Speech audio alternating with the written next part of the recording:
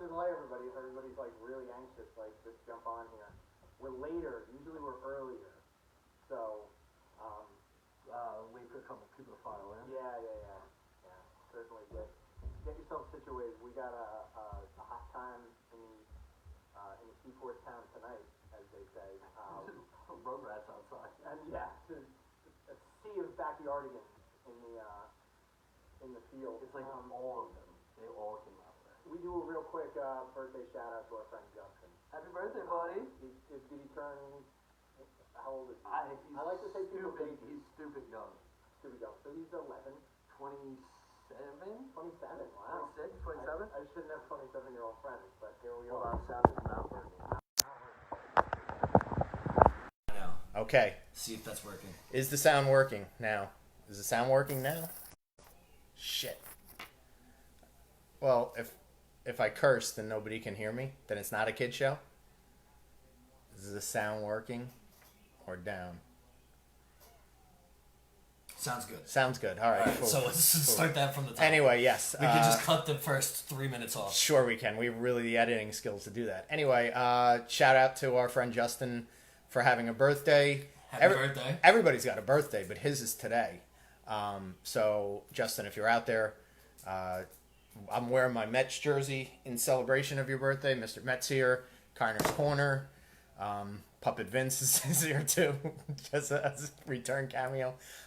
Today, we are doing the 1988 Fleer pack. This was purchased yesterday in our session by my cousin's husband, Paul Conway, the venerable Pop Mafia Paul. Thank you, Paul, for the contribution. Here's a close-up in case you want to see. And once you're done showing everybody, Matt, can you tell us what this set is all about? Yeah, so today's the Fleer 1988. Some of the cards we're looking for. Barry Bonds, Ricky Henderson. Always. Edgar Martinez rookie card. Tom Glavine rookie card. Yeah, we're pretty, we're in the hunt for Glavine. And the A's power team. Jose Canseco and Mark McGwire. Yeah, it was the two of them on the same card. It wasn't like, they both had individual cards, but there was like that group shot where they're both just gassed to the gills, just jacked and mulleted up. So that would be great to get that. Are you saying that Richie's small? He's the opposite of that? Well, he's here too. Oh, he's on. Oh, Yeah. Somebody joined on the chat. Hi, Rich. Anyway, let's cut through the malarkey. Let's hit the high spots. Get right into it. No as gum. we say. No, you know what they have? Fleer, and this is why I kind of happy to open a Fleer set because I like the Fleer cards. You get a sticker. Guys, it's a Texas Ranger sticker. Hold on. Oh. I got to look at the back of this because you also get a aerial shot of Arlington Stadium. I don't think they play in Arlington Stadium. I think they built a new park for these guys. But dope logo, state of Texas. We like the way that it looks. And it's unique. It's not a it's not a little piece of gum. It's not a puzzle. This is a sticker. Like you can put this on your bike or your guitar case or your lunchbox. All those things. All right, I think the Yankee gods have finally woken up. And ladies and gents, Dave Winfield is here. It's solely because Richie's in the room. Dave Winfield is here. Big lanky. I was talking about Dave Winfield today with the captain on our way to work, and we were talking about how he was a Yankee until I think 88 or 89. Pretty big important guy. Hall of Famer. Played a lot of seasons. Was also drafted or played college basketball and could have been drafted. I think he was drafted. I don't think he played any NBA, but basketball size. Famously, Resides in Fort Lee, New Jersey. Yeah, currently in Fort Lee. Yeah. As a wise man once said to Dave Winfield, "Thank you for being a Yankee." So that's a good one to start off with. And then here we are, maybe right in the Bemis, really close to the bottom of this, is Rafael Belliard, shortstop for the Pirates. Belliard was around for a long time. Not big with the stick, decent with the glove. He looks like he's about 12 in this picture. He's a kid. He's a child. Probably had been like his 16th season in Major League Baseball, but was certainly a young boy, so to speak, in the looks, in the face department. Something interesting that I'm noticing. Yes. They have their stat breakdown for day games, night games, home games, and road games on the back. Tell me Fleer doesn't really bring it to the yard. Also, I'm going to call you out right out the gates. Height check. Height check. Rafael Belliard is short. I'm going to go with 5'10". 5'6". 5'6". Wow, he's really short. Man, I should aim lower. Here we go. We've got Minnesota Twins pitcher Les Straker. Astonishingly black. Banks. And I do not mean that in a racist way, but like very dark tone to his skin. Les Straker. We might edit that out. Straker. I don't really know that much about that dude's career. I do pick that one back up because I think it best accentuates the sort of the white background with these red and blue sort of stripes. It looks really nice in contrast to the Minnesota Twins logo. So for the artistic bone in my body, I like the way that looks. For the Mets bone in my body, I do not like Philadelphia Phillies, and I don't know much. And I remember who Wally Ritchie was. Did we have Wally Ritchie? I don't believe before? So. The face looks familiar. We might have actually opened it yesterday. Correct. No, he wasn't on yesterday's pack. I have it. Yesterday's pack was memorized by me. But Wally Ritchie. Oh, yesterday was Randy Reddy. Wally Ritchie, Randy Reddy. Anyway, Eve is a pitcher. Not a whole lot more to say about this. He looks about familiar. him. That's what I'll say. He looks like a real Wally Ritchie. Like, you know, if you had a friend named Wally Ritchie, like, oh, it's Wally That's Ritchie. what he would look like. That's what he looks like. Moving along, we did have this guy before, Ed Vandenberg. I believe he was in the first set that we opened, and he was still at that time. He was we opened an '88 set, so I think this is still the same season that he was with the Indians. Again, another one that looks good with the background on the border, kind of blending into the logo real well. So, yeah, pretty good mustache. I've decided what I'm going to do with Mustache Mountain, by the way. I think it's going to be a side series just for the YouTube viewers. So pay attention for that. Here you go. Here's one of our all-time favorites. Cincinnati Reds relief pitcher John Franco. St. John's University's own Mike Madden. No, St. John's University's own John Franco. Brooklyn boy. A super important relief pitcher, a fireman as they would call it. He probably won the Rolaids Fireman Relief Award many times over his illustrious career. One of the most beloved Mets of all time. A guy that they would probably hold a parade for him. He's always like a special consultant to the Mets organization. So good for you, John Franco, for being in this pack of cards. Hey, who wants to hold a parade in Jose Nunez's honor? Probably nobody. Pretty early into Jose Nunez's career. Of course, Toronto Blue Jays pitcher Jose Nunez, not to be confused with Edwin Nunez, who's a modern player, whose position escapes me right now, but nice baby blue. Shortstop, yeah. Let's go with that. He was a shortstop, right? Nice baby blue unis on the Blue Jays at that time. But yeah, Jose Nunez. Good stuff. This is a doofy looking man. I don't really know much more to say. I'm like scratching the surface of insulting this guy. Rob Malacote. Rob Malacote. If anybody's got the whereabouts of this man, he looks like he's That This looks is like to catch a predator. that looks like a fan took a picture and they put it on there. Yeah. That's a weird looking human being. I gotta be honest. One of the uglier ball players that we've opened a pack of cards, including right now. So 87 was his first year on the major league roster. was it? Ugh.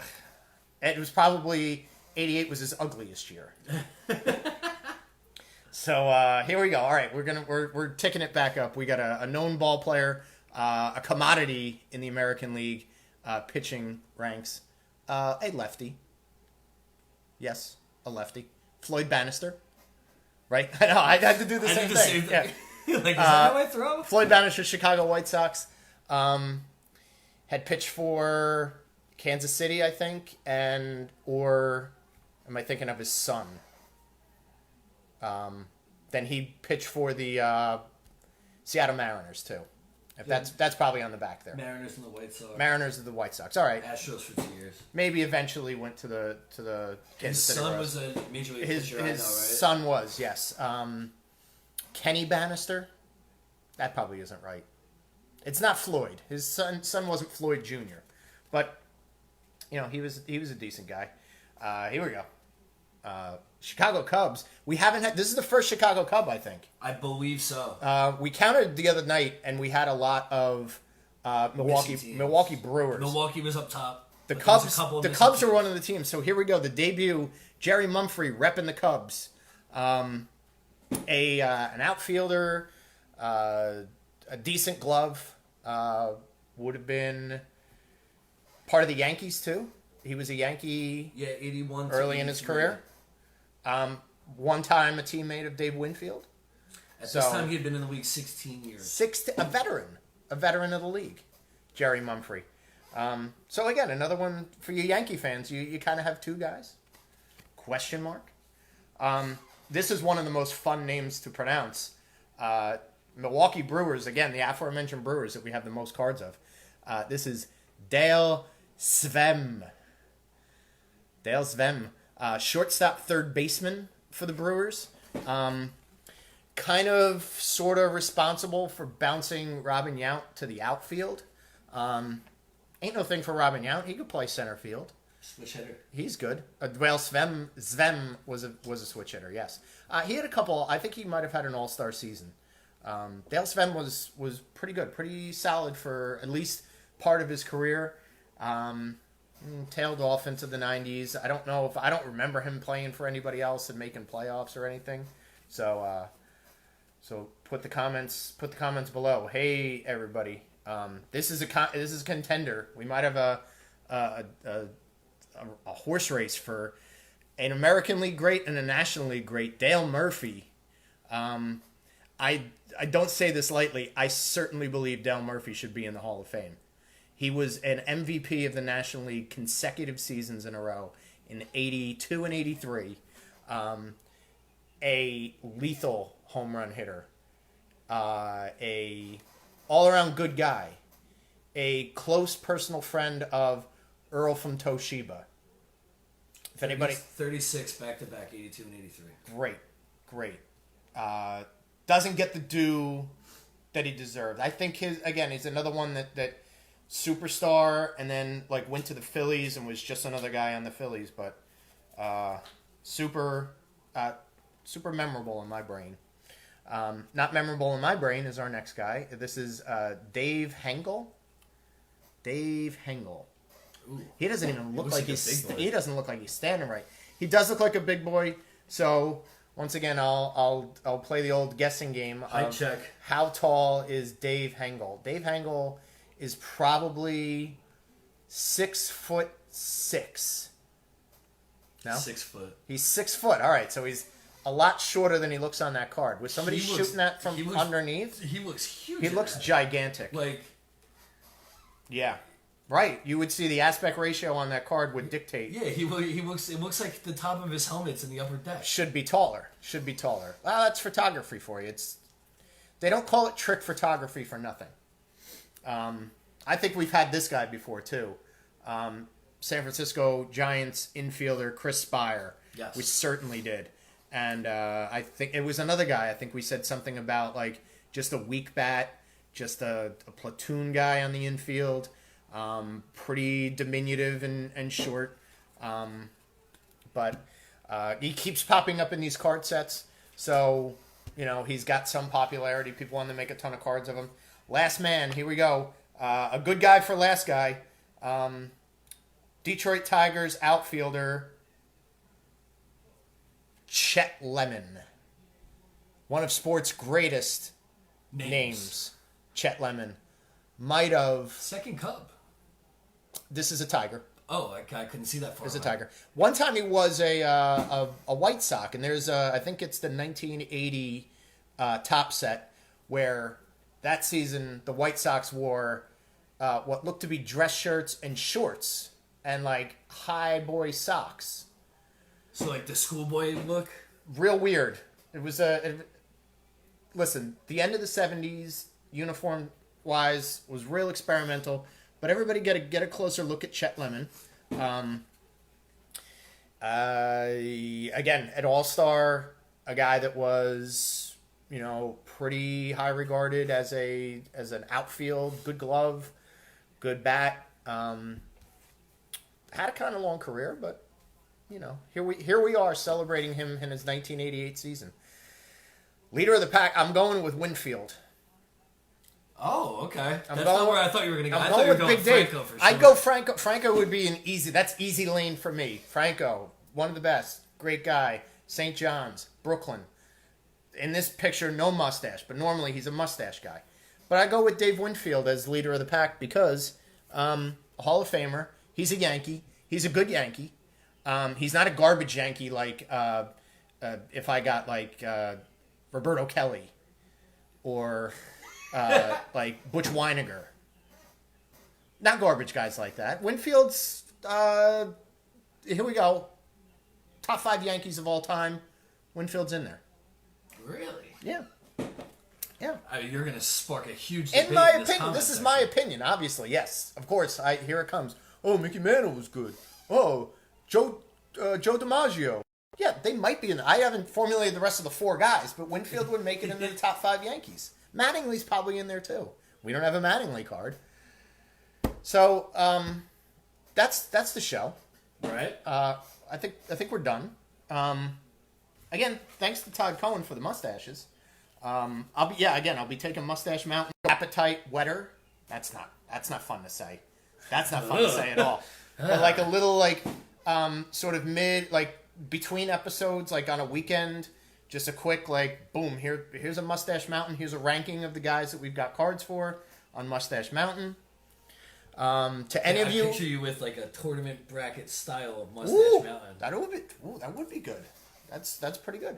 To anybody that is bidding on cards and has already donated money or given me money, donations are going to be made to the Pancreatic Cancer Foundation.